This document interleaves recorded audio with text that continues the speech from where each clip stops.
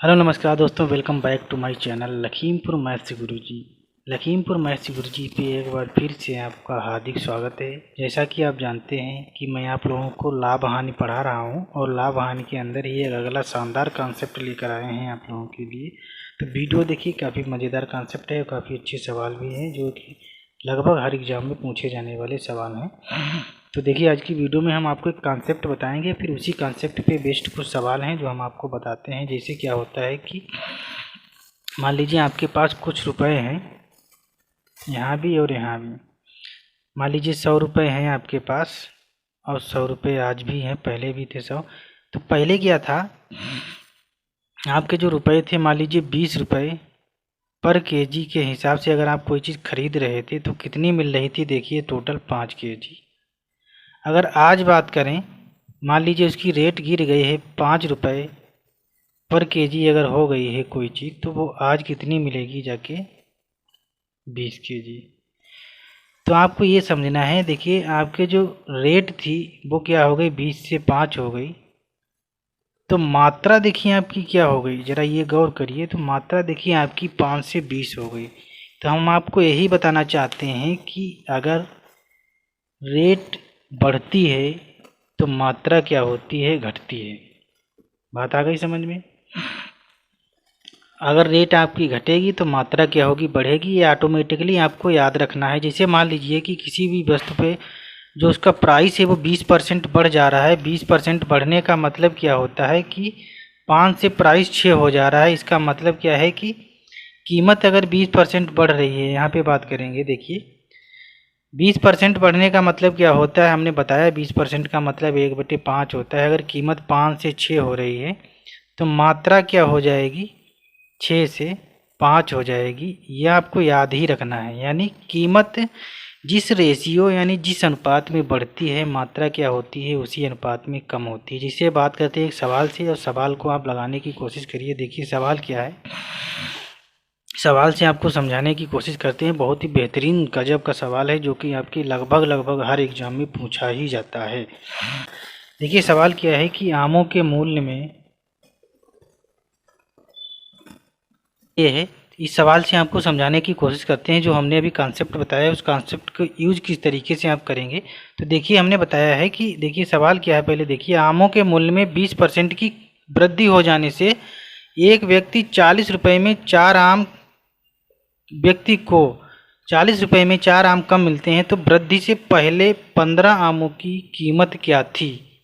तो देखिए 20% की वृद्धि का मतलब ये है कि कीमत 5 से 6 हो रही है। इसका मतलब आम उसको कितने मिलेंगे भाई, कीमत अगर 5 से 6 हो रही है तो आम उसको मिलेंगे 6 से 5, यानी ये उसकी मात्रा है। तो देखिए पहले मात्रा मिल रही थी 6 यूनिट, आज मात्रा मिल रही है उसको 5 यूनिट, जो कि कितना कम है। तो हमको दिख रहा है सीधे सीधे 1 यूनिट मात्रा क्या है, कम है।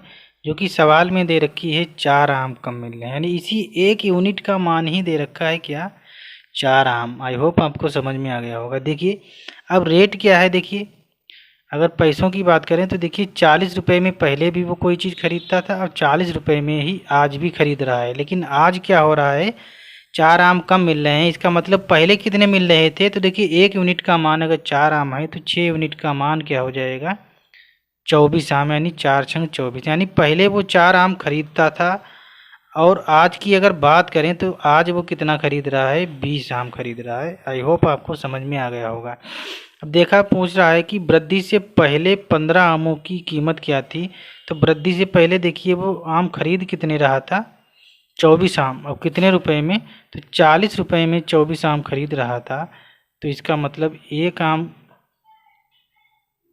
आप इस तरीके से लिख सकते हैं। देखिए 40 रुपये, यानी आप ये लिख सकते हैं कि पहले उसको 24 आम 40 रुपये के मिलते थे। तो एक आम कितने रुपए का उसको पहले मिलता था, 40/24। हमसे पूछा है 15 आमों की कीमत, तो निकाल लीजिए। देखिए 4 से काट दीजिए, 6 से काटिए, 6 चौक 4 से काटिए, 4 छंग 24, 4 एकन 4, 3 से काटिए, 3 दूना 6, 3 पच्चे 15, 2 से काट लीजिए, 2 5 10, यानी कितना आ जाएगा, 5 25।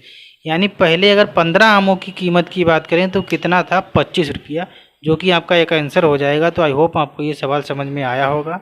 हमने आपको उस कॉन्सेप्ट को एक सवाल से समझाने की कोशिश की है। तो देखिए बढ़ते हैं एक अगले सवाल की ओर, जो कि इसी कॉन्सेप्ट पे आधारित एक बेहतरीन सवाल एक और लेते हैं और उससे आपको और अच्छे से समझाने की कोशिश करते हैं।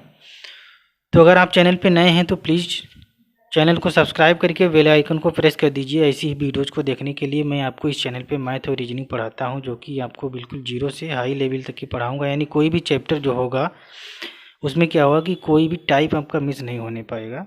टाइम लगेगा, क्योंकि देखिए अच्छी तैयारी के लिए क्या है, आपको टाइम चाहिए। और टाइम जब आप लगाएंगे किसी भी चीज़ में तो उसका रिजल्ट भी आपको अच्छा मिलेगा और अच्छे से आप उस चैप्टर को समझ पाएंगे और अच्छे से आप पेपर में कर पाएंगे। केवल सवाल लगाने से, किसी भी चैप्टर के 4-5 सवाल लगा लेने से कुछ नहीं होने वाला है। आपको किसी भी चैप्टर को बिल्कुल A to Z समझना होगा, सारे कॉन्सेप्ट समझने होंगे, फिर उनको बार बार क्या करना है, रिवाइज करना है। तो इस प्रकार से आपकी सारी मैथ और रीजनिंग सब कवर हो पाएगा। और मैथ और रीजनिंग दो ऐसे सब्जेक्ट हैं जो आपको किसी भी कंपटीशन में या किसी भी एग्ज़ाम में सिलेक्शन दिलाएंगे। ये आप नोट कर लीजिए। कभी भी आपका जब भी सिलेक्शन होगा तो आपको मैथ और रीजनिंग के दम पे ही सिलेक्शन पाएंगे, ये आप नोट कर लीजिए। तो देखिए बढ़ते हैं अगले सवाल की ओर। अगला सवाल क्या है,